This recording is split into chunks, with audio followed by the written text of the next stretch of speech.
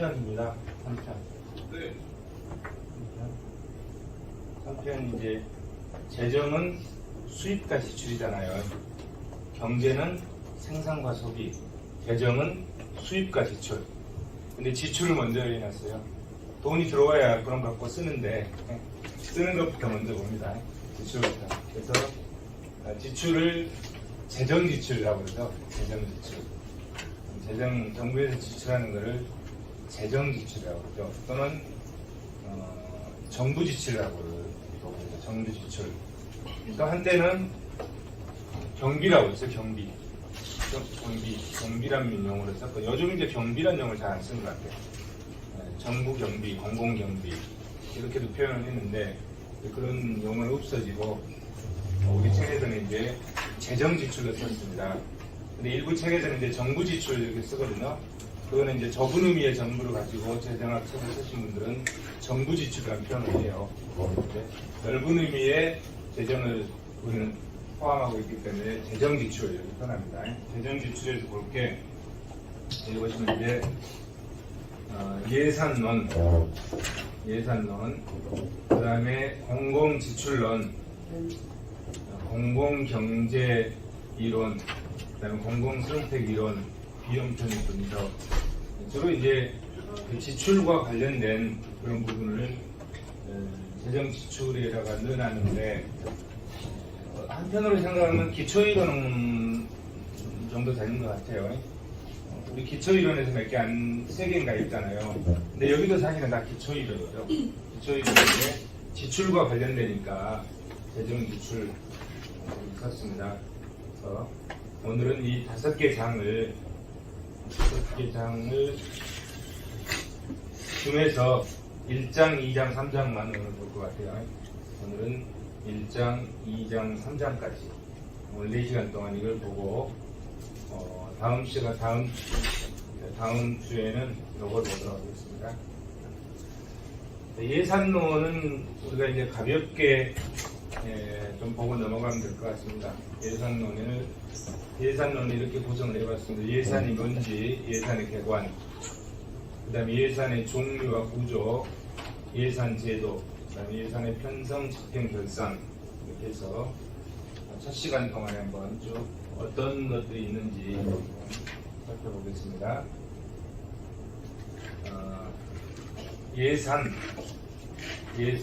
예산은 뭐라고 써놨나요? 정부의 각종 경제활동을 수입과 지출 형태로 표시한 계획서다. 이렇게 보시겠죠? 예산을 영어로 뭐라고 써놨습니까? 버지트? 이게 뭐 가방 이런 뜻인가 봐요. 가방. 이게 영국에서 이제 그 외에 예산을 심의하려면 서류를 들고 지금은 이제 뭐 다 컴퓨터로 하고 요즘 옛날에는 종이로 들고 다녔잖아요. 그래서 예산 서류를 가방에다 넣어가지고 걸어서 이제 의회에 갔는데 그 가방에다 들고 가니까 아마 그런 뜻인가 봐요. 예산 버짓 그런 뜻이 아닌가. 어디 읽어보니까 그런 뜻으로 설명해놨더라고요. 예산은 일정 기간이죠. 기업도 일정 기간 동안 하잖아요. 근데 기업은 1월 1일부터 12월 30일까지 하는 경우도 있지만 3월 1일부터 2월 28일까지 하는 경우도 있고 7월 1일부터 2월 30일까지 이렇게 1년이라는 기간을 자유롭게 정합니다. 기업은 결산을 할 때 거기에 맞게. 근데 정부는 1월 1일부터 12월 30일까지 그 기간을 딱 정해놓고 그 기간 동안에 예산을 편성하고 집행한다. 예산은 일정 기간 내에 이루어질 정부의 각종 경제활동을 수입과 지출 형태로 집계한 계획서다. 예산이. 미래의 정부 수입과 지출에 대한 예견, 평가, 대비표, 총액의 수입과 지출을 일치하고 양자를 상호 균형하고 재정활동 확정적 구성력, 정치적 결정에 입각한 국민적 계획, 모든 계획에 관한 계획을 모든 정책에 관한 계획을 숫자로 지적했다. 그죠? 1년 동안 하는 정부의 모든 정책을 뭐로 표시해 놨나요? 숫자로 지각돼서 예산으로 표시를 해 놓은 거죠. 그죠? 정부에서 많은 일들을 할 거 아니겠습니까? 1년 동안에. 근데 그것을 전부 다 숫자로 표시해가지고 수입과 지출 형태로 표시해서 예산서에 기록을 해놓은 거죠. 숫자로 다 표시해놓다. 자, 예산의 기능을 한번 보죠. 그럼 예산이 어떤 기능을 하는지 그 기능에 대해서 학자들이 표현된 것을 어떻게 표현을 했는지 한번 보도록 하겠습니다. 윌로비의 예산 기능, 민주주의 실천 기능, 의회와 행정부의 연계수단, 행정의 효율성과 경제성 확보수단, 지방정부 개혁수단, 이렇게 예산의 기능에 대해서 설명하고 있고, 수익은 통제 관리 계획 기능, 이거는 좀 우리가 눈여겨볼 필요가 있죠. 통제 기능, 관리 기능, 계획 기능. 이 분류에 의해서 많이 살펴보죠. 통제 기능은 전통적 품목별 예산제도, 그 다음에 관리 기능은 성과주의 예산제도와 영점 기준 예산제도, 계획 기능은 계획, 기획 예산제도 이렇게 분류되고요.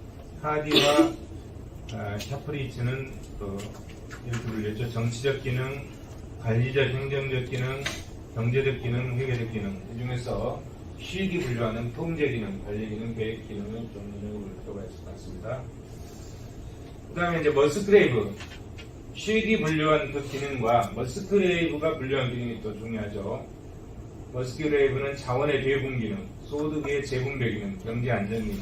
머스크레이브가 분류한 이 예산의 기능, 여기 재정의 기능, 또 우리가 경제 관련해서 경제의 기능 할 때 자원 배분 기능, 소득 재분배 기능, 경제 안정 기능 이렇게 분류한 게 머스크레이브다 이거.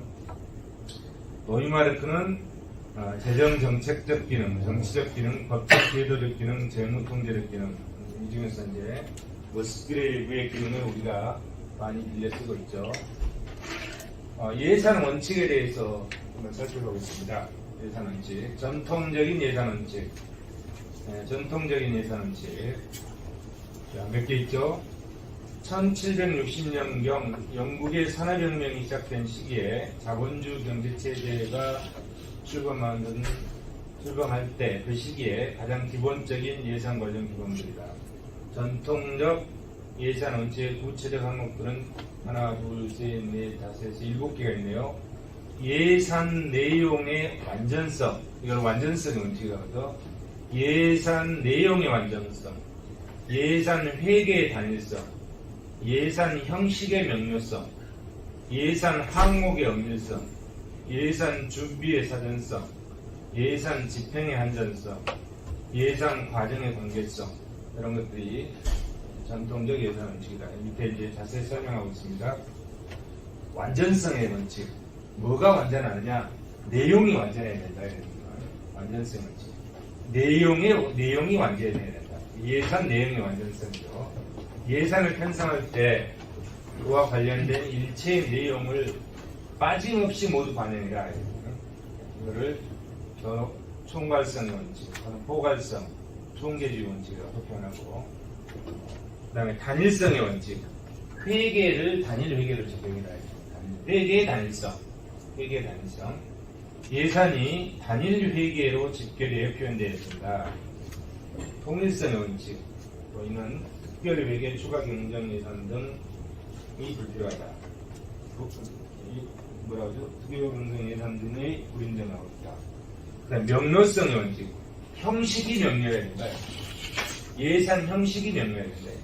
예산의 형식이 복잡하지 않아서 그 내용을 일목요연하게 파악할 수 있어야 된다. 이걸 또 통관성 원칙이라고 합니다. 엄밀성의 원칙, 항목이 엄밀해야 된다. 항목의 엄밀성 원칙. 예산의 항목이 정확하고 분명하며 그렇게 표시되어야 되고, 예산은 결산과 일치해야 한다는 것을 정확성의 원칙이다. 그 다음에 사전성의 원칙, 준비의 사전성. 예산이 회계연도 시작 이전에 확정되어야 한다는 것으로 사전성의 원칙입니다. 그 다음에 한정성의 원칙. 집행의 안정성. 특정 부분에 사용할 수 있도록 배정된 예산은 다른 부분에 전용하지 말고 그 부분에만 사용해라. 안정성 원칙. 그 다음에 공개성의 원칙.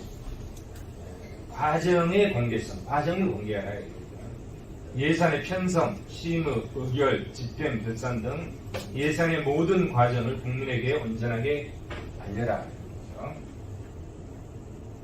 그 다음에 이제 입법부 의회 원칙이 있네요. 입법부 의회 원칙. 예산은, 입법부 국회죠? 국회가 되죠. 국회에서 정부가 예산을 편성해서 국회로 넘겨주면 국회에서 심의하고 의결하잖아요. 그러면 국회에서 또는 입법부의 의회 원칙들이 어떤 게 있는가 봅시다. 입법부 의회 원칙. 밑에 보면 총괄성의 원칙, 사전 의결의 원칙, 통일성의 원칙, 개별성의 원칙, 수직인용의 원칙, 명료성의 원칙, 엄밀성의 원칙, 공개성의 원칙, 수직인용의 원칙, 뭐 이런 것들이 있죠. 입법부가 예산을 심의 의결하는 데 있어서 어떤 기준을 두고 어떤 원칙을 두고 그걸 심의 의결해야 되느냐, 여기에 관련된 입법부 의회 원칙을 쭉 나열하고 있습니다. 이런 건 뭐 다 외울 필요가 없죠. 이런 게 있나 보다 하고 그냥 넘어가는 거죠. 그 다음에 이제 행정부 의회 원칙. 행정부에서 예산을 편성하죠. 행정부 어디서 편성하나요? 기획재정부에서 편성하죠. 그럴 때 어떤 원칙들이 있는지 봅시다. 행정 능률의 확보와 국민생활 전반을 조화롭게 이끌어가기 위해서 안정장치 역할을 목표로 한다. 헬러드 스미스의 예산 원칙의 특징은 종래 제한적 예산 기능을 가급적 지향하고 정부 계획의 능률적 수행을 이뤄야 되고 예산 편성과 집행 과정에 행정부 권한이 강화되어야 된다. 재정 운영의 신축성을 보유하고 효과적인 행정 관리를 해야 된다. 세부적인 원칙들로서 밑에 보면 계획의 원칙, 책임의 원칙, 보고의 원칙, 수당 구비의 원칙, 당원적 절차의 원칙, 재량의 원칙, 탄력성과 타이밍의 원칙, 독선적 예산 기관의 원칙, 여러 8가지가 있네요. 이런 것도 있구나 하는 것만 보고 넘어가겠습니다. 자, 그걸 이제 쭉 하나씩 구체적으로 설명하고 있네요. 계획의 원칙, 책임의 원칙, 보고의 원칙, 수당 구비 원칙, 당원적 절차의 원칙, 재량의 원칙, 탄력성과 타이밍 원칙, 독선적 원칙, 이런 것들이 있구나 생각하겠습니다. 기타 예산 원칙으로 예산의 원칙을 체계적으로 연구한 대표적인 학자들이 여기 세이, 노이마르크, 선델슨, 헬러드 스미스, 갤로프, 마스노 이런 사람들이 있고요. 특히 스미스는 전통적 예산 원칙과 더불어서 이를 수정한 현대적 예산 원칙을 동시에 제안했다. 헬러드 스미스를 얘기하는 겁니다. 밑에 이제 그 사람들이 뭔 말을 했는지 이 사람들이 한 얘기를 적어놨습니다. 세이 1885년 19세기 사람이네요. 통일의 원칙, 예산 단년도의 원칙, 의결전 편성의 원칙, 체계적 성격의 원칙 이렇게 쭉 4가지를 적어놨고요. 그 다음에 1929년 여기 20세기잖아요. 21세기라고 그러나요? 노이마르크, 공개성, 명료성, 사전 승인, 한정성, 목적 구속 금지, 단일성, 완밀성, 완전성. 이게 목적 구속 금지 원칙이 하나 있는 거죠. 예산을 편성할 때 세입과 세출을 연결시키지 마라. 어떤 특정한 목적에 연결시키지 말라. 이게 목적 구속 금지 원칙이라고. 선델슨 1935년에 선델슨 또 뭐 여러 가지 얘기도 있네요. 그 다음 1945년에 헬러드 스미스 8가지인가요? 여기도 있고 그 다음에 갤로프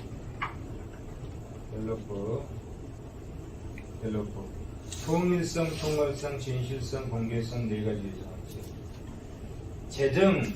재정의 개념을 우리가 우리 책에서 얘기할 때 이걸 갖다 썼죠. 갤로프 거 갖다 썼잖아요. 갤로프가 얘기하는 재정의 개념. 갤로프는 독일 학자죠. 일본의 마스노가 얘기하는 예산 원칙이 있습니다. 그 다음에 예산의 구조와 종류를 한번 살펴보겠습니다. 회계 형태별 예산, 회계 형태별, 일반 회계, 특별회계, 기금, 이렇게 회계 형태가 일반 회계, 특별회계, 기금으로 되어 있죠. 일반 회계는 국가의 일반적 세입 세출을 계리하는 것이다. 계리, 계산하고 정리한다. 이게 아마 계산하고 정리한다. 그래서 계리 쓰는 것 같습니다.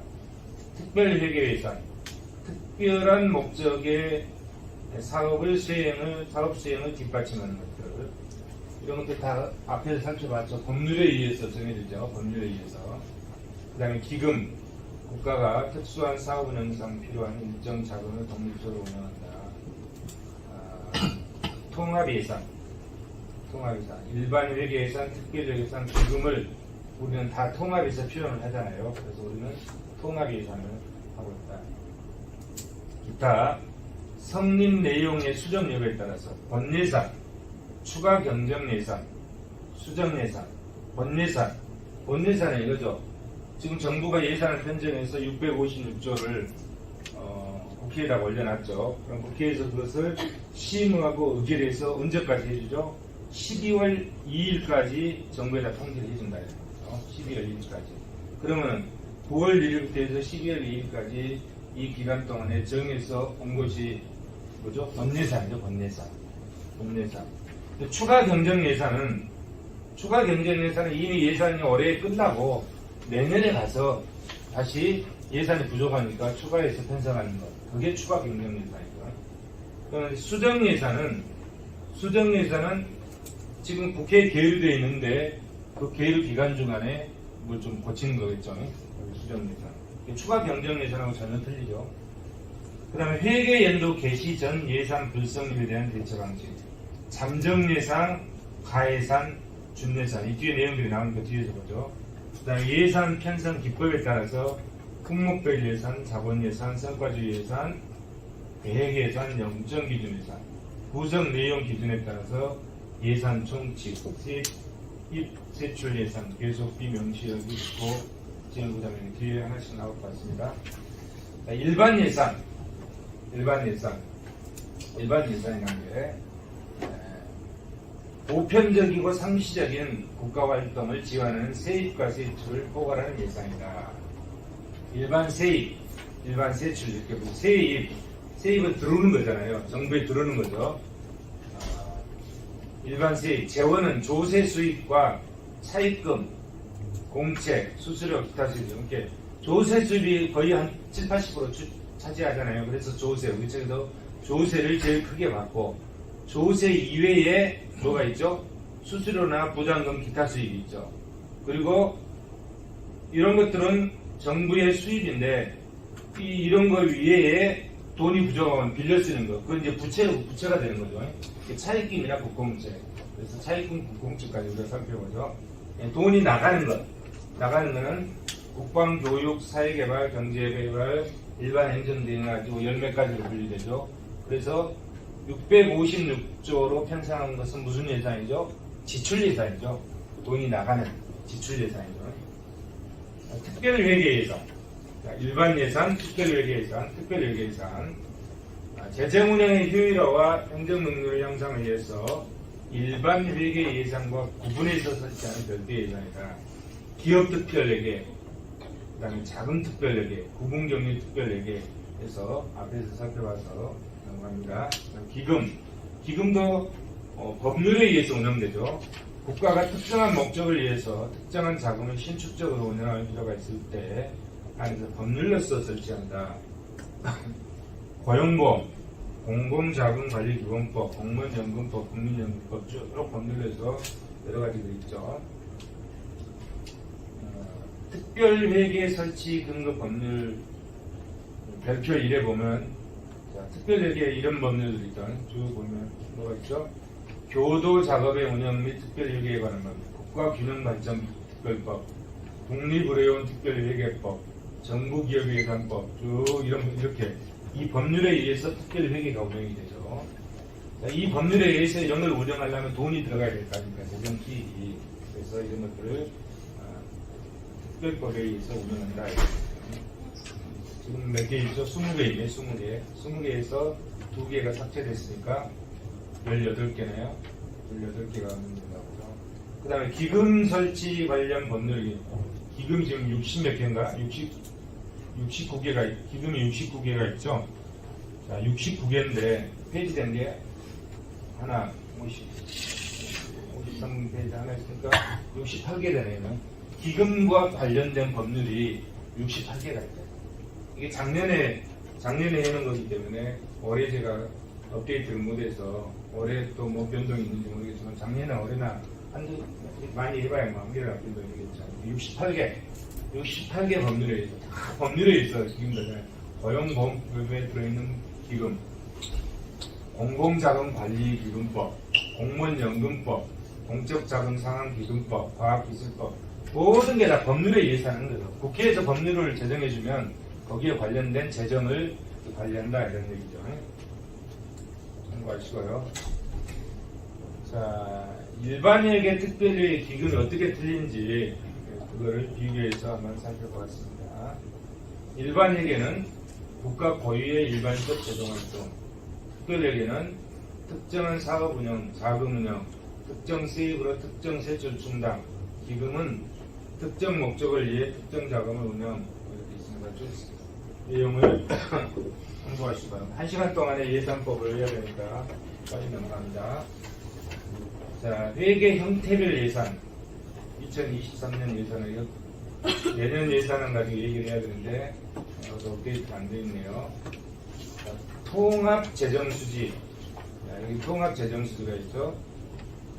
통합재정수지 그러면 수지가 뭐예요? 수입과 지출이잖아요. 그러면 앞에 수입, 통합재정수입에서 통합재정 지출을 빼면은 그 순액이 통합재정수지다. 통합재정수지. 개념을 한번 보죠. 당해 회계연도에 통합재정수입에서 재정지출을 차감해서 산출한다. 통합재정수입 및 통합재정지출은 예산, 기금 등 정부 재정수입 지출 규모에서 회계와 기금 간 내부거래 차이 및 상환 등의 보정거래를 제외하여 계산한다. 재정수지. 우리 옛날에 그 무역지나 삼국지나 대중제국이나 옛날 보면은 전쟁에 나갈 때 보면 크게 두 사람을 임명합니다. 뭘 임명하냐면 먼저 대장군을 임명해요. 나가서 싸울 사람 대장군을 임명해요. 황제가 중국은 황제고 우리나라 조금 격이나 된 지방이 대장군을 임명. 그러고 나서 반드시 임명한 사람이 한 사람 있어요. 재정을 담당하는 사람이 임명합니다. 그러면 대장군이 전쟁터에 나가서 전쟁을 수행하면 뒤에서 서포트를 해줘야 되잖아요. 그 책임자를 임명합니다. 그게 재정 담당자입니다. 반드시 대장군을 임명하고 재정을 지원해주는 총괄 책임자를 임명합니다. 어디든지 다 마찬가지입니다. 그럼 뒤에서 재정 지원을 안 해주면 전쟁을 할 수가 없잖아요. 그렇기 때문에 재정이 굉장히 중요하다. 통합재정수지, 그리고 또 이제 관리재정수지가 있어요. 관리재정수지는 통합재정수지에서 기금 중에서 사회보장성 기금수지를 뺀 거예요. 관리재정수지는 통합재정수지에서 사회보장성 기금수지를 뺀 것이 관리재정수지인데, 사회보장성 기금은 4가지가 돼요. 국민연금, 사학연금, 고용보험, 산재보험, 이 4가지 4대 보험이죠. 4대 보험을 뺀 나머지가 관리재정수지. 통합재정수지에서 4대 보험, 사회보장성 기금이니까 4대 보험을 뺀 나머지가 관리재정수지다. 국회에 보고할 때는 통합재정수지와 관리재정수지를 정부에서 선정해서 보고를 하죠. 본예산, 아까 설명했죠. 자, 9월 1일날 국회에다 제출해가지고 12월 2일날 국회에서 심의 의결하면 기획재정으로 다시 넘어오죠. 이게 본예산이죠. 회계연도 개시 전 행정부에 의해서 편성돼서 의회의 시의 의결을 받기 위해 최초로 입법부에 제출된 예산, 이게 본예산이다.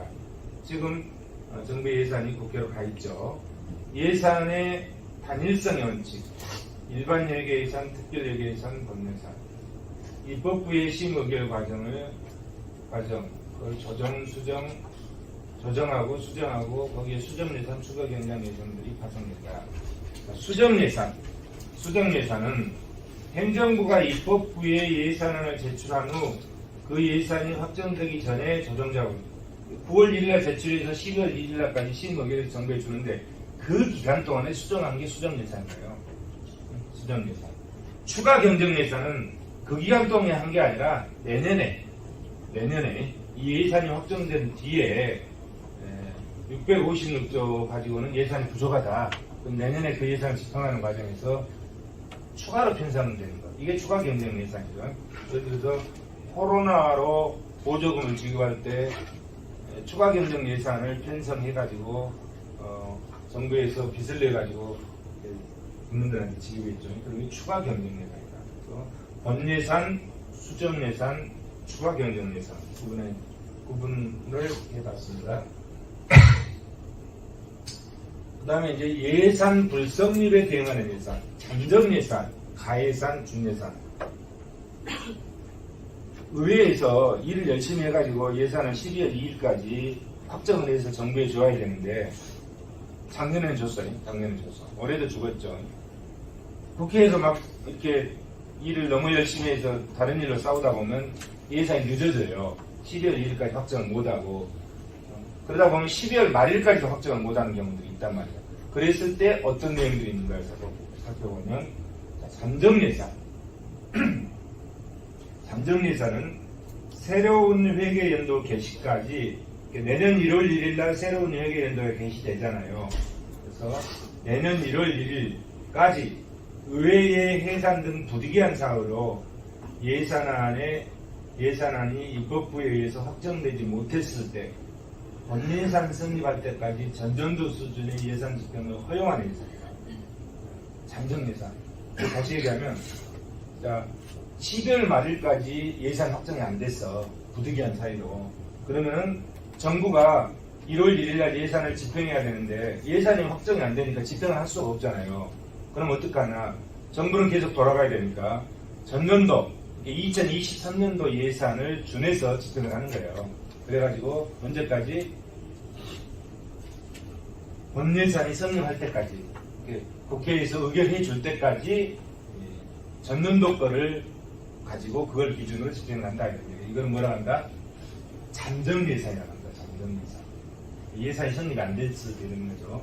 그 다음에 가예산은 새로운 회계연도 개시까지 내년 1월 1일까지 예산안이 의결되지 못한 경우 이건 뭐 첫 번째나 두 번째나 있는 거 맞죠? 관행의 준수를 전제로 1개월 이내에서만 그 집행을 허용한다. 1개월. 요거는 본예산 성립할 때까지잖아요. 근데 요거는 1개월 있는 기간이 1개월 동안만 해요. 1개월 동안 정해진 게 가예산이다. 잠정예산은 그게 1개월로 정해진 게 아니라 본예산이 성립할 때까지가 잠정예산이다. 가예산은 1개월 동안만 하셔야 됩니다.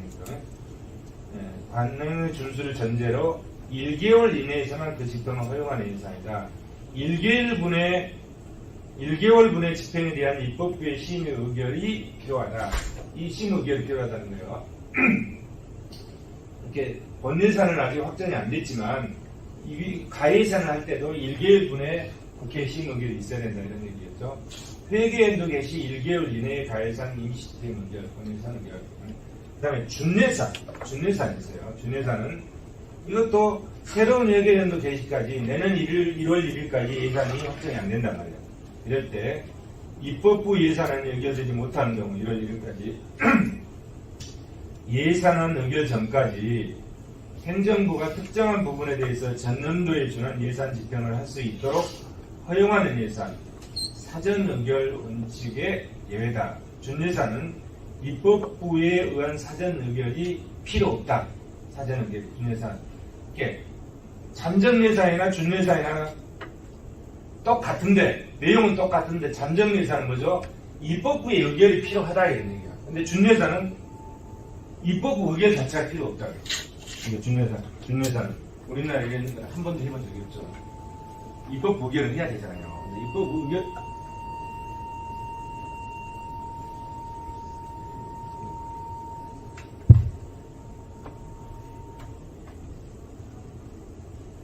뭔 뜻인지 알겠죠? 잠정예산과 준예산은 똑같은데 잠정예산은 입법부 의결을 하고 예산이 편성될 때까지 전년도 걸 준용하는 거고 준예산은 전년도 걸 준용하는 건 똑같은데 여기는 뭐죠? 입법부 의결이 필요 없다 이런 얘기야. 이건 완전히 뭐예요? 정부 독재잖아요. 입법부 통제 자체가 안 돼버리잖아. 우리나라는 한 번도 설치해 본 적이 없다 이러니까. 잠정예산, 가예산, 준예산 함께 예산 불성립 12월 말일까지 예산이 통과되지 않았을 때 임시적으로 내년 1일부터 예산을 운영하는 방법에 대해서 설명을 드렸습니다. 그 다음에 예산제도의 개관, 예산제도. 각국의 예산제도, 품목별 예산제도를 근간으로 한다. 모든 나라들이 그 근간은 품목별 예산제도. 아직 우리가 이 설명을 안 했죠. 품목별 예산제도에 설명을 안 했잖아요. 그래서 어쨌든 뒤에 와서 보기로 하고 각국의 예산제도는 품목별 예산제도를 근간을 하고 있다. 그 이외에 예산 편성 제도를 다른 제도를 병행을 한다. 왜 그러냐? 예산 운영상의 효율성과 합리성을 제고하기 위함이다. 뒤에 설명을 할 겁니다. 복식 예산제도, 성과주의 예산제도, 계획예산제도, 영점기준예산제도 이렇게 품목별 예산제도를 근간으로 하고 그 외의 예산제도, 복식예산제도, 성과주의 예산제도, 계획예산제도, 영점기준예산제도 이런 것들을 적용을 한다 이런 뜻입니다. 우리나라 예산제도도 역시 마찬가지로 품목별 예산제도를 기본으로 하고 그 외에 이런 제도를 병행하고 있다 이런 얘기죠. 우리나라 예산제도의 특징 첫째, 특별회계 및 기금이 난립하고 있다. 굉장히 크잖아요. 특별회계 기금이 예산 규모의 정확한 파악과 분석이 곤란하다. 예산 운영이 매우 복잡하다. 지금 이제 관리가 그래도 철저히 되고 있죠. 둘째, 실제 예산 편성은 목 중심으로 하는 품목별 예산. 목이 써졌잖아. 목 중심의 예산 편성을 한다는 의미입니다. 품목이라는 게 품목별 예산제도. 매년 예산이 전년도 사례를 대체로 답습하고 있음을 의미합니다. 셋째, 매년 예산 편성, 세입 세출에 대한 장기적 전망이 불가능된다. 증분주의를 기본 권고로 전년도를 답습하고 있다. 넷째, 예산을 활용한 정책 조정 기능이 미흡하다. 이런 특징이 있다. 자, 이제 하나씩 봅시다. 예산 제도를. 품목별 예산 제도. 목 중심으로 편성한다 이거예요. 각 행정부처별로 목 중심인 예산의 인상 요인을 평균적으로 고려한다. 전년도 규모보다 증액하는 방식을 쓴다. 그래서 이거를 점중주의 예산 제도로 한다. 다음해의 예산은 올해의 예산 곱하기 알파이다. 얼마나 쉬워요. 내년 예산은 우리 부처의 내년 예산은 올해 예산이 1000억이었으니까 내년 예산은 올해보다 10% 증가해서 1100억 이런 의미예요. 알파 값이 10%다 이런 의미죠. 10%다 이런 의미. 얼마나 편합니까? 대신 뭐 해야 되죠? 전년도 예산인 1000억이 정확히 편성이 되어 있어야 되죠. 그래야 이 합리성이 있을 거 아닙니까?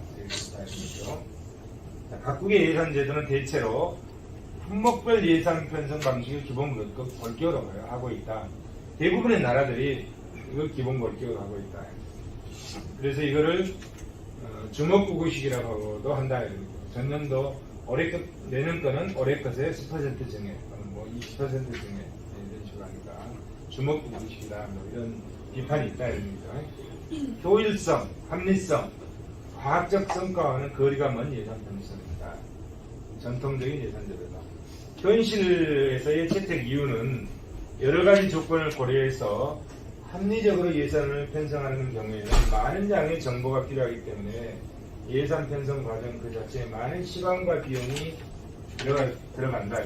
그래서 시간과 비용을 절감하기 위해서 품목별 예산 제도를 채택한다. 문제점. 첫째, 입법부에 의한 행정부의 통제 기능에 치중되어 있다. 둘째, 예산의 확보에 치중돼서 편성되고 그 성과가 상대적으로 소홀히 취급되는 경향이 있다. 셋째, 정부 지출의 효율성을 중시하지 않은 예산 편성 방식에 도움되고 있다. 넷째, 상황 변동에 대한 신축성이 결여되고 경기 변동의 대처 측면에서 취약하다. 다섯째, 예산 성과를 경시하고 있다. 단순한 경분주의 예산 편성 방법이다. 사회 경제의 전체적인 구조나 체계의 변화에 대한 신축적 대응이 어렵다. 여섯째, 한 번 설치된 예산 항목은 그 필요성이 소멸되어도 쉽게 폐지되지 않는다. 예산의 경직화를 초래한다. 일곱째, 다음의 예산은 올해 예산 곱하기 알파벳이므로 이 왜 알파벳인지 잘 설명을 못하고 정부 부처마다 이 알파 값이 상이하다. 이런 문제점들이 있다. 그런데 품목별 예산 제도에 대한 합리주의적 시각이 있다. 뭔 말이냐면 품목별 예산 제도가 전년도에 10% 20% 이렇게 하다 보니까 상당히 주먹구구식이다 이런 얘기야. 이런 비판에 대해서 그러지 않다. 이게 주먹구구식이 아니라 여기에도 경제 논리가 적용되어 있다. 이렇게 보는 게 합리주의적 시각이래요. 그럼 경제 논리가 어떻게 적용되나 한번 봅시다. 자, 윌리엄스는 얘기했잖아요. 먼저 합리주의적 시각으로는 공공선택의 개념을 활용해서 예산 편성 과정을 체계적으로 설명을 시도하는데 문제점으로 많은 정보가 필요하다는 건가요? 윌리엄슨의 합리주의적 시각. 어떤 부서의 알파 값이 다른 부서 그것보다 더 높거나 혹은 빨리 증가했다. 이건 뭐냐? 이 알파 값은 수요측 요인의 반응을 보이더라. 수요측 요인 때문에 그러더라. 이런 얘기죠. 그래서 우리가 미시 경제학에서 보면 비용 할증 가격 설정 원칙이 있어요. 그게 이거잖아요.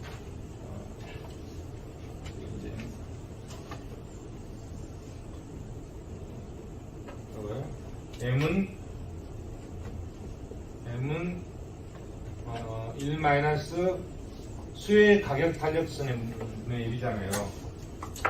이거란 말이에요. 비용 할증 가격 설정 원칙.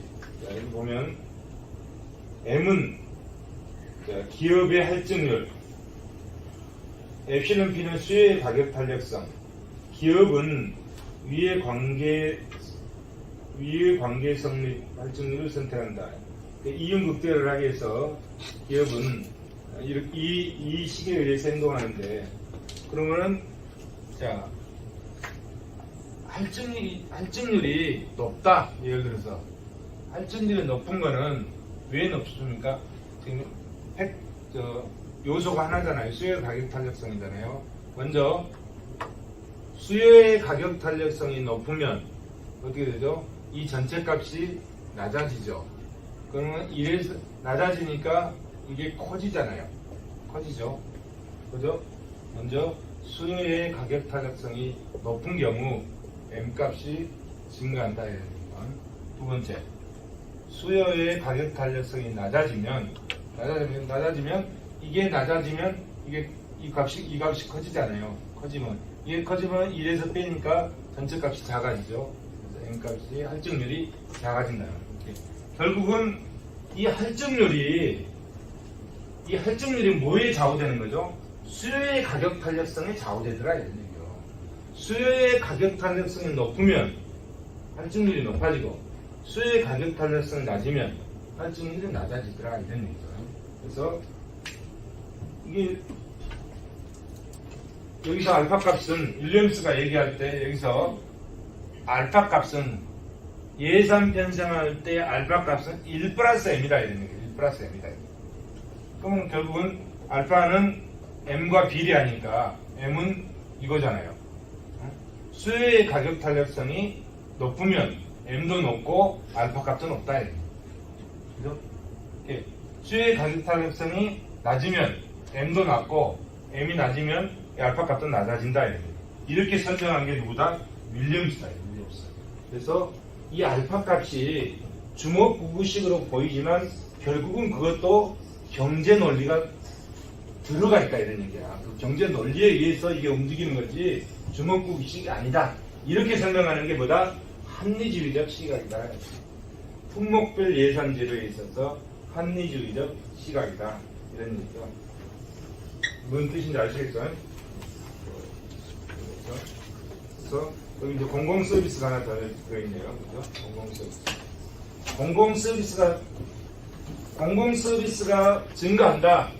그러면 재정 수요가 증가하는 거잖아요. 재정 수요가 증가하는 거지. 수요가 증가한다. 수요가 증가하면 뭐요? 수요의 가격 타격성이 증가하면 할증도 또 증가하고 이게 증가하면 알파값도 증가한다. 그렇죠? 이런 뜻입니다. 굉장히 논리적이잖아요. 논리적이죠. 경제 이론 수요와 공급이잖아요. 수요 측 이론을 반영해서 설명하고 있다. 그 다음에 복식 예산제도. 예산을 여기서 복식이라는 거는 두 가지라는 뜻이잖아요. 그럼 뭘 두 가지냐? 예산을 경상 예산과 자본 예산으로 분리해서 복식으로 편성한다 이런 겁니다. 복식 기준 예산제도는 예산을 경상 예산과 경상 예산은 그냥 우리가 그냥 통상적으로 쓰는 거야. 자본 예산은 주로 고정비라든지 사회 간접 자본이라든지 이런 것들을 얘기하는 거죠. 자본 예산은 경상 예산은 일반 경비로 그냥 쓰는 것들. 일반 경비로 쓰는 것들은 없어져 버리잖아요. 쓰고 나면 없어져 버려.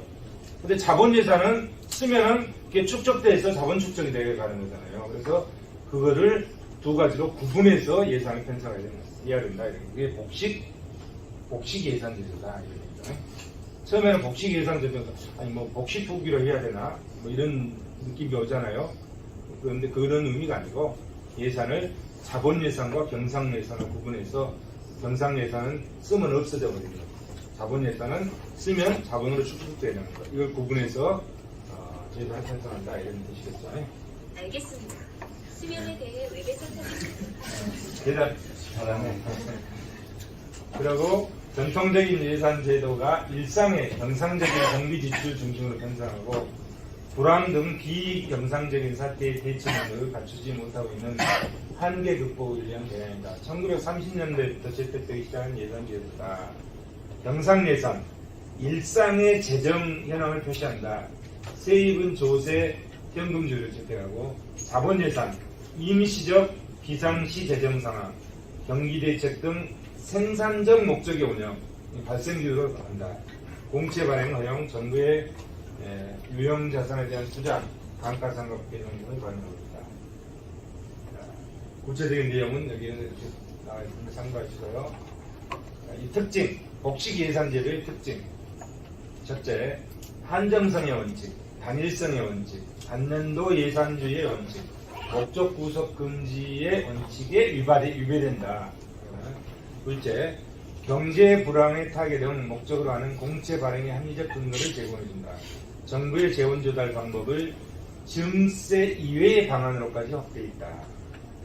셋째, 자본 예산의 근거에서 불황 극복을 위해 집행하는 정부 지출, 단기적 국민소득 창출 효과, 장기적 생산력 증대 효과를 발휘한다. 넷째, 자본 예산을 통한 자금 조달, 재정 정책의 신축성을 확보할 수 있다. 다섯째, 경기 대책과 관련된 세입과 세출을 자본 예산으로 계리한다. 예산 집행 결과 파악하는 경제 효과 분석에 유효한 수단이다. 여섯째, 자본 예산의 설치는 정부의 투자 확대에 유리한 여건을 제공한다. 적극적인 불안 정책에 대한 정치적 반대를 원한다. 일곱째, 경제 상황에 따라 불가피한 경우 일시적 예산 불균형을 허용한다. 순환적 균형 예산 원칙에 적용 가능. 경상 예산의 일시적 적자를 전담한다. 여덟째, 복식 예산 제도는 경제 안정과 재정의 건전성을 동시에 도모하는 예산 제도다. 경제 성장 정책의 수립에 유용한 수단이다. 문제점. 첫째, 복식 예산 제도는 민간 기업의 계획의 운영 방식도 수용하고 있지만 재정과 민간 기업을 완전히 똑같이 취급할 수는 없다. 둘째, 자본 예산을 통해서 획득되는 특성을 달리하는 많은 정부 자산을 어떻게 구분해서 계리할 것인가의 결정이 쉽지 않다. 셋째, 자본 예산의 항목이 되는 정부 보유 자산에 대한 감가상각 처리도 쉽지 않다. 넷째, 예산의 편성이 오래된다. 실업에서 등 경기 조정을 무실로 자본 예산의 불균형을 허용하기 때문이다. 다섯째, 성격이 다른 수많은 정부 예산, 경비, 경상 예산과 자본 예산이 명확히 구별이 어렵다. 여섯째, 자본 예산은 투자 수익이 분명한 분야를 중심으로 편성된 가능성이 명하기 때문이다. 불균형적 투자 계획 수립이 거쳤다는 문제가 발생한다. 일곱째, 자본 예산은 인플레이션 상황 반영에서 자산 재평가 감가상각비 개정을 추진한다. 현실적으로 정부 부분에 의해서 이러한 자료가 제대로 진행되는 것이 쉽지 않다. 이거는 이제 성과주의 예산제도, 성과주의 예산제도도 부분적으로 하는 거죠. 어떤 부분에서 성과를 내면 성과급을 준다 해도. 그러면은 일할 동기가 생기잖아요. 일을 해서 성과급을 받을 수 있으니까. 그래서 이런 성과. 기업에는 대부분 성과급 제도를 많이 채택하죠. 그러면 그래야 일을 더 열심히 해서 자기 소득이 증가되니까 정부도 그거를 준용한다 이런 얘기죠. 일부 준용하고 있다. 성과주의 예산제도. 예산의 지출에 이루어지는 성과와 실제의 역담을 두며 그 성과가 높은 분야에 우선적으로 예산을 개정 편성하는 제도이다. 예산 집행이 나타나는 결과에 초점을 두고 있는 제도. 성과 측정, 평가 방법, 예산의 관리 기능이 가장 중시된다. 특정 사업의 예산액은 단위당 가격 곱하기 업무량, 행정부채 총 예산액은 특정 부채의 단위당 가격 업무량 곱해서 특정 사업에 된 거를 다 부처 내에서 다 합해놓은 것. 그것이 행정부채의 총 예산입니다. 특징, 기능, 사업계획, 세부사업, 세 단계의 분류해서 분석한다. 기능, 어떤 목적을 세우고 사업계획을 세우고 세부사업을 추진하는 절차. 둘째, 각 세부사업의 최종 생산물은 수량으로 표시된다. 업무량으로 간주한다. 셋째, 업무량에 대한 원가 계산. 예산의 결정에 있어서 중심력이 필요하다. 예산액은 업무량 곱하기 단위원가. 예산액은 업무량 곱하기 단위원가. 이렇게. 넷째, 충실한 보고제도의 적용. 최종 생산물과 원가에 대한 계획과 실적 교육. 합리적 예산관리 및 능률 향상을 도모할 수 있다. 문제점으로는 업무량의 수량적 측정과 원가 계산이 용이하지 않다. 둘째, 여러 담당 부서가 관련되어 있는 복잡하고 소요 예산의 규모가 큰 사업은 그에 대한 회계 책임의 소재가 불명하다. 셋째, 1년 이상의 장기간 소요되는 정부 투자 활동의 경우 각 연도마다 예산 집행에 따라 나타나는 효과를 정확히 파악하는 것이 지속 불가능하다. 어쨌든 성과주의 예산 제도를 부분적으로 시행하고 있다. 공무원들이 일을 할 수 있는 동기를 유발할 수 있는데 일하다가 일이 잘못되면 징계받아야 되잖아요. 그러면 안 하니만 못하잖아요. 그런 명점들이 있어요. 프로그램 예산제도, 프로그램 계획 예산제도, 기획 예산제도라고 하죠. 프로그램 예산제도. 기획과 예산을 유기적으로 연결해서 비용 분석을 통해 예산 운영의 합리성과 효율성을 제고하는 것이죠. 굉장히 좋은 거죠. 이론적으로 좋은 거죠.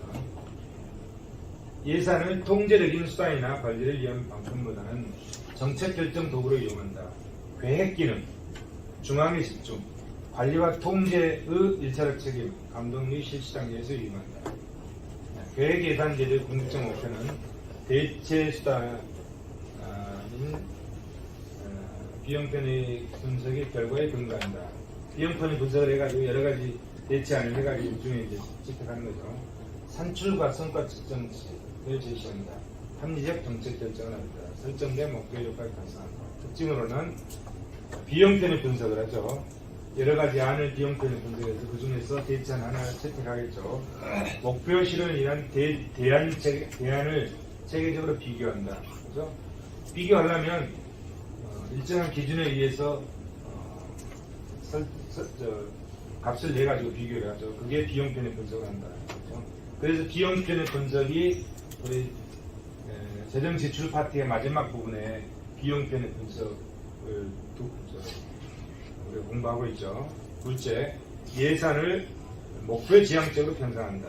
셋째, 계획 기능 중심적으로 수행한다. 넷째, 장기 재정 계획과 단년도 예산 분석하라. 굉장히 좋은 거죠. 그렇게 하는 거예요.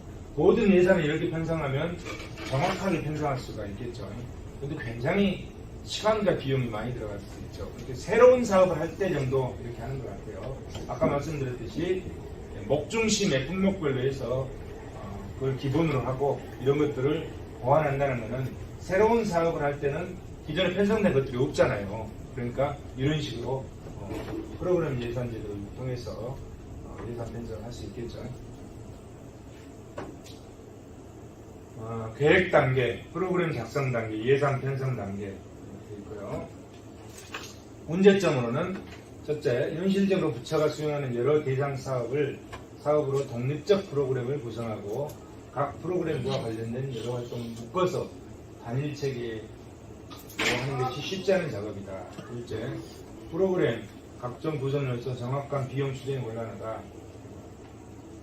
셋째, 프로그램의 기본 구성 요소로서 개별 프로그램 기본 단위는 상호 독립적 설계다. 현실적으로 상호 의존적일 수밖에 없는데 독립적 설계를 하고 있다. 넷째, 관련 행정부처의 이해관계가 상이하다. 제도 도입에 상당한 제한이 있다. 제도화겠죠. 제도화.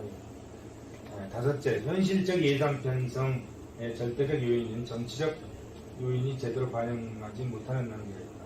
여섯째, 공공재의 발생의 다양한 효과, 정량적 계량화가 곤란하다.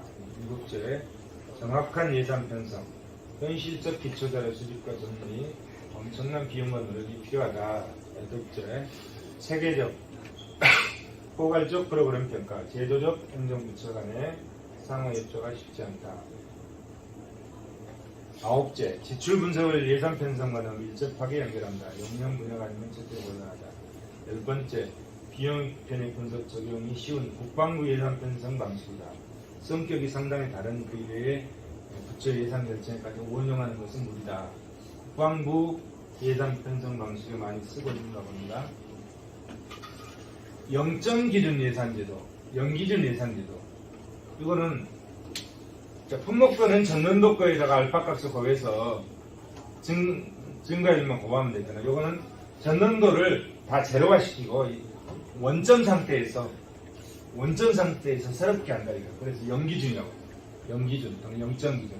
기존의 예산에 관습적으로 답사하지 않고 원천적인 측면에서 새로 한다 이런 얘기입니다. 새 해외 정부 사업 및 활동의 목적, 방법, 소요되는 등을 전반적으로 파악해서 신년도 예산 편성하는 방식이다. 전년도 거 무시하고 제로 베이스 상태에서 새로 편성한다 이런 겁니다. 0점 기준 예산제도다. 0기준 예산제도다. 예산 요구 총액에 초점을 두고 기존 활동을 새로운 신사 대상으로 관장하는 것입니다. 각 부처별로 당연히 수행해야 할 사업을 토대로 소요되는 금액을 측정해서 전년도 예산과 무관하게 신년도 예산을 편성한다. 0점 기준 예산제도다. 자, 편성하는 방법 됐죠. 0점 기준 예산제도의 문제점, 현실적으로 쉽지 않다. 모든 부처가 다 이렇게 하기는 쉽지 않다. 이겁니다. 둘째, 전년도 예산보다 금년도 예산을 높여야 하느냐 낮춰야 하느냐를 결정함에 있어서 설득력 있는 근거 확보가 용이하지 않다. 셋째, 현실적으로 예산 배정의 우선순위를 결정할 때 일부 특정 사업은 금액이 적다는 이유로 순간 뒤로 미루게 가능성이 있다. 넷째, 정치적 이유로 사업에 대한 예산 배정의 우선순위가 변경될 가능성이 있다. 여섯째, 오랫동안 존속되어 왔던 경직적 예산을 배치 상태에서 재평가하고 예산 배정력을 결정하는 것이 현실적으로 쉽지 않다. 여섯째, 0점 기준의 지속적 적용을 통해서 내년 예산을 결제 상태에서 배정하면 예산 전체의 일관성과 계속성을 약화시킬 수 있다. 일곱째, 문제점들이 많네요. 정보 비용과 그 이외의 비용이 막대하다. 새로 편성을 하니까 얼마나 시간과 비용이 많이 들겠어요. 지출예산제도. 지출예산제도는 자, 지출예산제도. 조세 지출, 조세 수입. 조세 수입은 정부가 세금이 정부 국고로 들어오는 거잖아요. 조세 수입은. 조세 지출은 뭐냐? 조세 지출. 자, 정부의 세금이 들어오는 건 조세 수입. 정부의 세금이 나가는 게 조세 지출. 이렇게 표현할 것 같은데, 조세 수입은 재정 수입이죠. 근데 정부의 세금이 어떤 목적을 두고 세금이 나가는 건 재정 지출이라고 그랬죠. 그러면 조세 지출은 뭐냐면, 조세 지출이라는 용어는 재정 지출하고는 다른 개념으로 쓰고 있어요. 정부 세금이 나가는 거는 재정 지출이잖아요. 근데 이것하고는 다른 개념으로 쓰겠다. 조세 지출. 그러니까 정부의 세금이 들어오는 건 조세 수입인데 정부의 세금이 나가는 거는 재정 지출이야. 그러면 조세 지출은 뭐냐? 조세 지출은, 자, 보세요. 개인이나 기업의 특정한 활동을 장려하기 위해서 비과세, 감면, 공제, 세율이나 등 세제상의 각종 유인장치를 통해서 징수해야 할 세금의 포기된 액수. 자, 비과세나 감면이나 이런 것들은 세금이 이게 이제 개인이고 납세자죠. 납세자가 있으면 세금을 내면 정부로 들어가잖아요. 그럼 정부 입장에서는 이게 뭐죠? 조세 수입이지. 세금이 들어오면 조세 수입이 되고 또는 재정 수입이 되잖아요. 재정 수입이야. 그러면 이걸 다시 민간 시장에다가 지출하잖아요. 이 지출하게 되면, 자, 들어왔던 것을 지출하면은 이게 재정 지출이야. 그럼 조세 지출은 뭐냐? 이게 조세 지출. 조세 지출은, 자, 보세요. 세금이 들어와서, 자, 감면이나 공제나 이런 것들은, 비과세는 세금이 들어왔다가 다시 나가는 거예요. 다시 나가는데, 세금이 들어왔다가 정부에 들어왔다가 다시 나가는데, 자, 이거를 조세 지출이라고, 조세 지출. 이게 감면이나 비과세는 원칙적으로 하면 세금이 정부에 들어갔다가 나한테 다시 와야 되잖아요. 그죠? 그런데 세금이 정부에 들어가지 않고 다시 나한테도 오지 않아. 그냥 나의 상태에서 감면만 해줘. 자, 나의 상태에서 감면해줘. 비과세나 감면해줘. 이거는 논리적으로 보면 세금이 정부에 들어갔다가 다시 나한테 온 거야. 그죠? 비과세나 감면은 내 호주머니에 돈이 변동이 없잖아요. 돈이 변동이 없는데 논리적으로 따지면 감면이나 비과세는 내가 정부에 세금을 냈는데 그 낸 것이 다시 나한테 온 거야. 이게 생략됐잖아요. 그 과정을 생략해버린 거예요. 그 과정을 생략해버린 이런 것들 뭐라 한다? 조세 지출이라고 한다. 근데 일반적인 세금은 감면 말고 일반적인 세금은 이 개인이 정부에다 세금을 내면 세금이 정부 국고로 들어갔다가 다시 이것이 민간시장으로 나오잖아요. 근데 이거는 국고로 들어갔다 나온 게 아니라 내 호주머니에 그대로 있어. 그대로 있는데 논리적으로 보면 국고에 들어갔다가 그 세금이 결국은 나한테 다시 온 거하고 똑같은 효과가 발휘된 거예요. 이런 거를 뭐라 한다? 조세 지출이라고 한다. 조세. 정부에서 조세 지출. 이렇게 재정 지출은 정부에서 돈이 직접 나가는 거고 조세 지출은 돈이 나가는 게 아니라 감면해 주는 거야. 비과세랑 감면해 주는 거야. 이런 것들을 조세 지출한다. 개념 이해되시죠? 개념.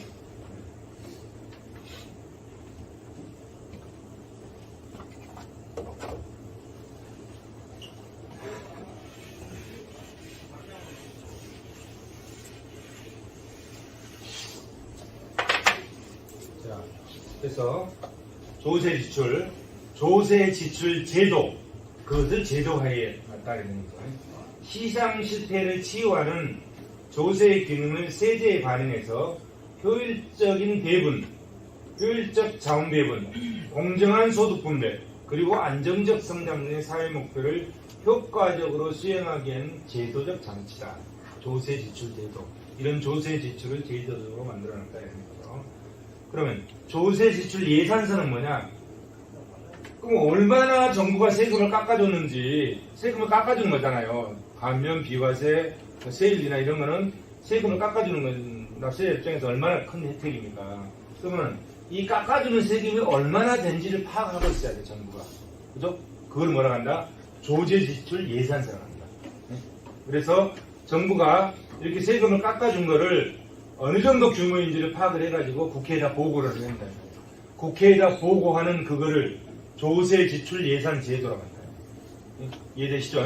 조세 지출의 개념, 조세 지출 예산 제도가 무슨 의미인지.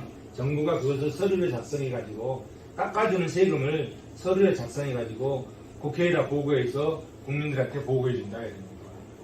조세 지출 예산 제도라고 한다. 그러면 그 조세 지출 예산 제도의 경제적 효과, 둘 다 세금이 붙는데 이거는 A, B는 세금이 붙기 전이겠죠. 그죠? 세금이 붙기 전에, 세금이 없을 때 예산선이죠. 이거는 세금이 없을 때.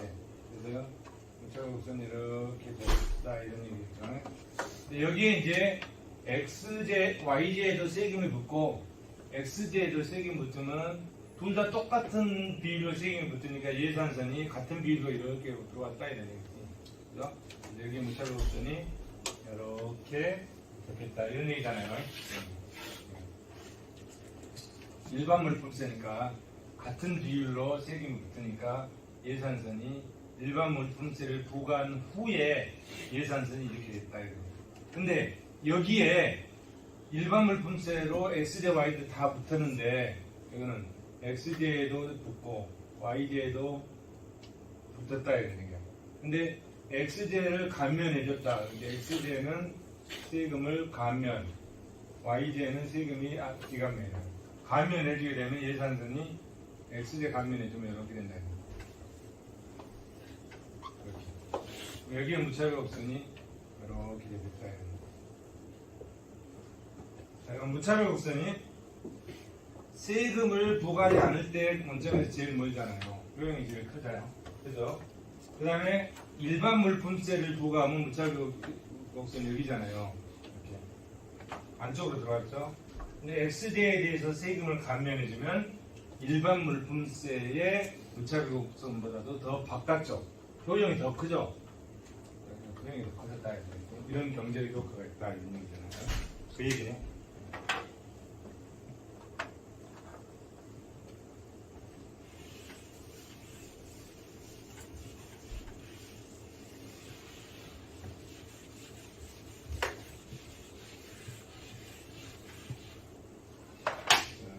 빨리 넘어갈까요?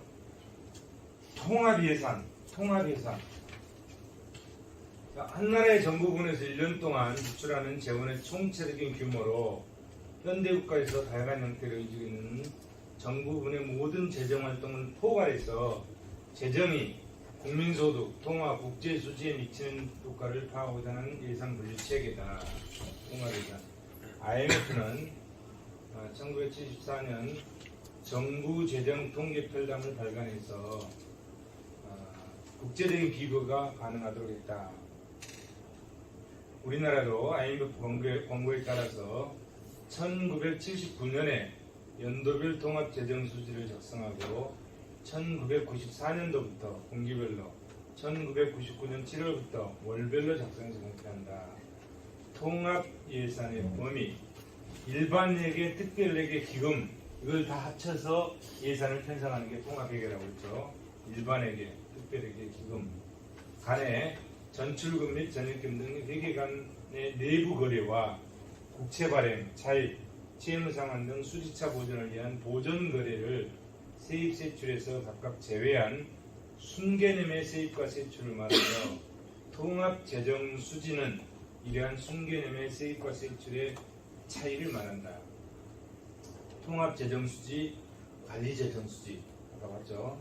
통합 예산의 포괄 부비는 비금융 공공 부분이다. 비금융 공공 부분은 일반 정부와 비금융 공기업으로 구성되며 중앙은행 등 공공금융기관은 제외된다. 표로 참고하시고요. 통합예산제도, 통합예산의 특성 넘어갈게요. 특별예계 기금의 통합 폐지 넘어가고, 우리나라 예산제도의 중기 재정 계획. 그 예산을 편성할 때 예산을 매년 편성하잖아요. 매년 편성해서 1년 단위로 올리고 그러면서 중기 재정 계획을 세워서 5년씩 세워가지고 같이 올리죠. 5년씩 세워서 중기 재정 계획. 중기 재정 계획. 그 다음에 예산의 편성, 집행, 결산. 편성은 누가 하죠? 정부에서 하죠. 정부 각 부처에서 예산 편성해서 기획재정부한테 보내죠. 그럴 때 그 편성, 예산 편성 과정을 쭉 해놨습니다. 각 중앙관서의 장, 예를 들어 국토부 장관이 기획재정부 장관한테 예산을 편성해서 보낸다 이러니까. 그래서 각 중앙정부, 중앙관서의 장은 5월 31일까지, 5월 31일 중장기 사업계획서를 제출한다. 예산 요구서도 제출하고, 예산 요구서, 중장기 사업계획서, 예산 요구서, 기획재정부 장관은 그럼 그걸 모아가지고 회계연도 개시 120일 전, 이렇게 회계연도 개시 120일 전이니까 회계연도 문제 개시합니까? 1월 1일날 개시하잖아요. 그럼 1월 1일 120일 전, 그러면 아마 9월 1일이나 뭐 이 정도 되겠죠. 9월 2일이나 1일이나 2일 되겠죠. 날짜 계산해 보면 회계연도 개시 120일 전까지 국가재정운영 계획을 수립하고 예산 편성 지침을 통보하고, 좀 보기가 애매하겠다. 120일 전까지 예산을 편성해서 국회에 제출한다는 의미야. 위에를 봅시다. 120일 전까지.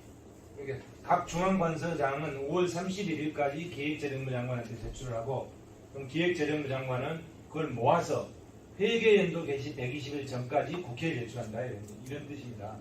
그게 120일 전이면은 한 9월 1일쯤 되겠죠. 그러면 국회는 12월 2일까지 심의결하게 되는 거죠. 12월 2일까지 심의결해서 그놈을 다시 기획재정부 장관한테 내려보내주는 거죠. 이렇게 해서 예산의 편성 과정이 이루어진다. 조금 더 세부적으로 보면 이렇게 이루어지면서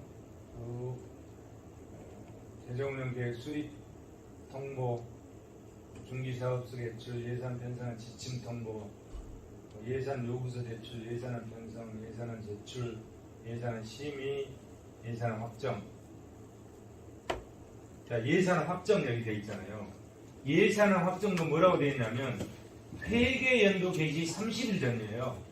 회계연도 개시 30일 전이니까 1월 1일부터 30일 전이에요. 그러니까 먼저가 되냐면 12월 2일이 되는 겁니다. 법에 12월 2일이라고 써진 게 아니에요. 뭐라고 써졌냐면 예산안 확정은 회계연도 개시 30일 전까지 해야 된다 이렇게 써졌어.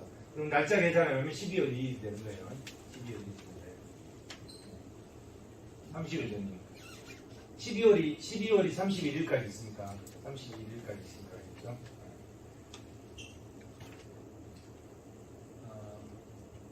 정부의 국가재정운영 계획 수립, 중기사업계획서의 제출, 각 관서장이 기획재정부 장관한테 제출한다. 예산안 편성 지침을 통보, 기획재정부 장관은 각 중앙관서장에게 3월 31일까지 통보한다. 예산안 편성 지침의 국회 보고, 기획재정부 장관은 국회에 보고한다. 예산 요구서 제출, 각 중앙관서장은 5월 30일까지 예산 요구서를 기획재정부 장관에 제출한다. 이렇게 이제 장관이 각 관세 장관이 기획재정부 장관에게 제출하는 것은 예산 요구서라고 그러잖아요.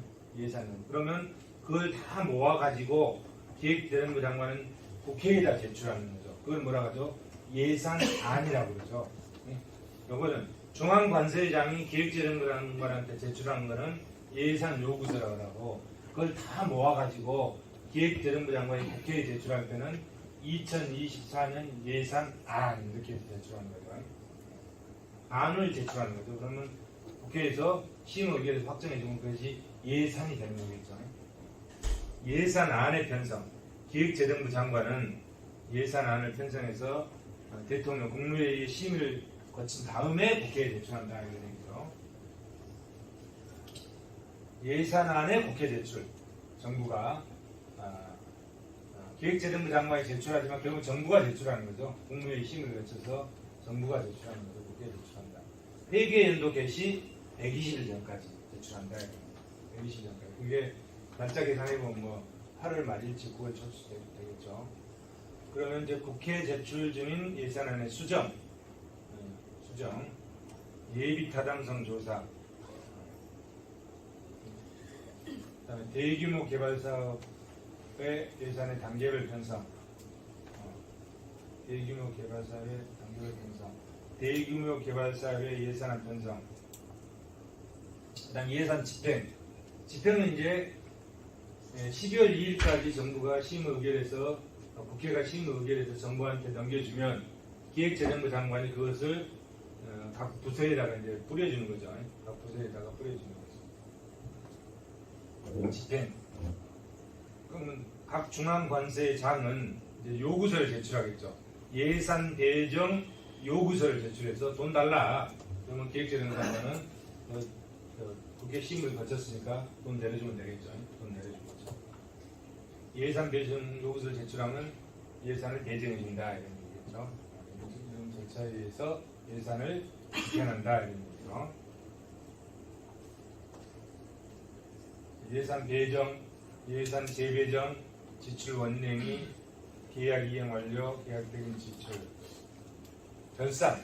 그러면 이제 다 썼다. 정부에서 돈을 다 썼다. 예산을 다 썼다. 예산뿐만 아니라 이제 추가 경정 예산도 편성해서 쓰겠죠. 다 썼다. 그러면은 그놈을 갖다가 국회에다 보고해. 예산하고 그 결과차하고는 틀려지겠죠. 결과차하고는 그 국회에다가 다시 제출해서 국회에서 결산 심사를 받아야 되겠죠. 결산 심사. 결산 국회에 제출할 때는 감사원을 통해서 이제 결산 보고서를 작성했죠. 한번 보죠. 각 중앙관세장이 중앙관서 결산 보고서의 작성 및 제출 각 부처별로 그럼 기획재정부 장관이 제출했죠. 결산 검사 감사원이 결산 검사를 해서 5월 20일까지 결산 검사를 해서 기획재정부 장관한테 제출한다는 거죠. 국가 결산 보고서 작성 제출 4월 10일까지네 감사원이 국가 결산 보고서 작성 제출 4월 10일까지 그 다음에 국가 결산 보고서 국회 제출이 5월 말일까지네요. 국회 제출 5월 말일까지 국회를 제출합니다. 그럼 국회가 그것을 또 검토하겠죠. 근데 이제 보통 보면 예산은 철저하게 검토하죠. 예산안은. 근데 결산에 대해서는 결산을 했는지 모르는지 그냥 흐지부지하게 넘어가는 경우가 많다. 결산에 대해서는. 결산에 대해서 어떻게 했다 얘기는 잘 언론 보도가 잘 안 나오잖아요. 근데 결산합니다. 국회에서 결산해요. 결산의 원칙. 결산이 국가회계법에 따라서 재정에 관한 유용하고 적정한 정보를 제공한다. 객관적인 자료와 증거에 따라서 공정하게 처리한다. 성인지 결산세 제출. 여성과 남성이 동등하게 예산의 수혜를 받고 예산의 성차별을 개선하는 방향을 지정된다. 평가보고서, 성인지 결산서, 작성, 집행, 실적 등 성평등 효과 분석 및 평가가 포함된다. 좀 더 구체적으로 보면 쭉 단계를 이렇게